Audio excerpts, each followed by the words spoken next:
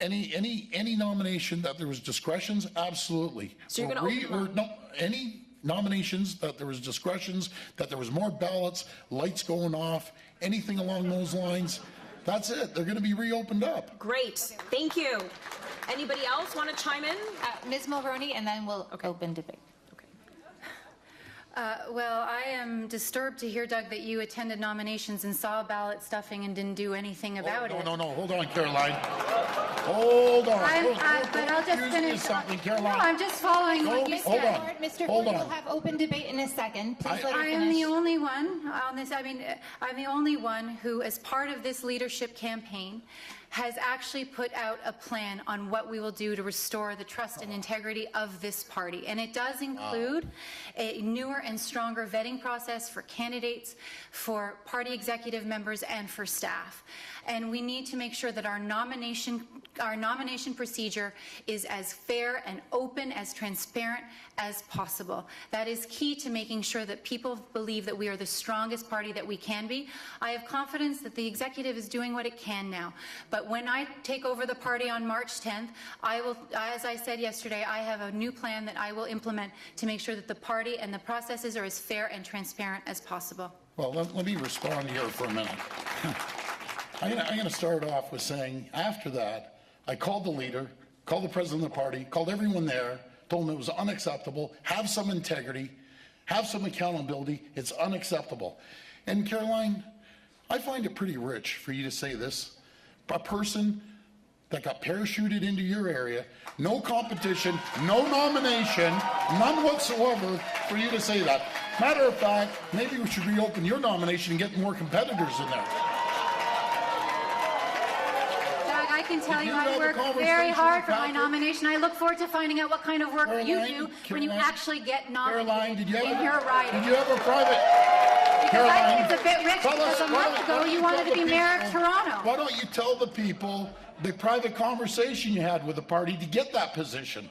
That's unacceptable. That is unacceptable.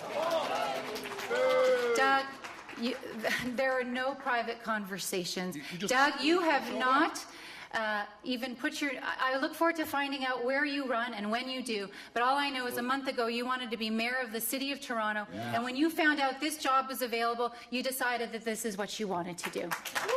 This party needs a leader who is actually committed to fixing what's wrong with Ontario, and I'm the only person on this stage who made the commitment last year to run as a candidate. We have so much to do, and what we need is we need a leader who is committed to this. That is what my priority is. Yours was running for mayor of Toronto.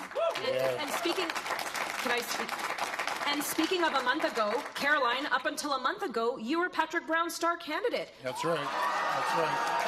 That's right. And you were happy to be his star candidate, and you sat and you said nothing while all that corruption was going on, while candidates were being bullied, while members were being stripped of their membership. So what are you going to do? Are you going to open up the nominations, or are you going to sit again quietly and say nothing as the grassroots of this party have been neglected? Will you open up the nominations? I think what I have been a very proud member of this party, working very hard to do what we need to do, which is defeat Kathleen Wynne. That is what I have been doing, along with all the other nominated candidates and caucus members. It has been a hard road, and we are doing what we need to do. I have been the one who put her name forward to be a candidate to do what we need to do with this party. Caroline, when there was no, I did not put my name forward because I would not have been permitted to run under Patrick Brown. That's because right. I'm against That's that right, curriculum. Tanya. That's right. It's Nailed true. that one. 100%. So, are you really going to sit here and lecture me on what you've done?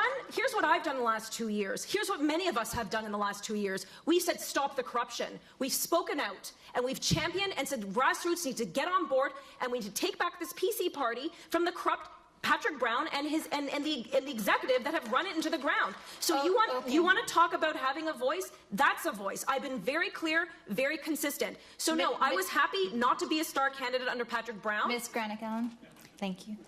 May I just have 1 second to say something here? I've been a proud progressive conservative member for over 25 years, and I'm the only one on this stage that's already served as an MPP for 9 years. And I think it's really important that we remember why we're all here. We all have to come together when this is all over, because the star target here is Kathleen Wynne, not each other.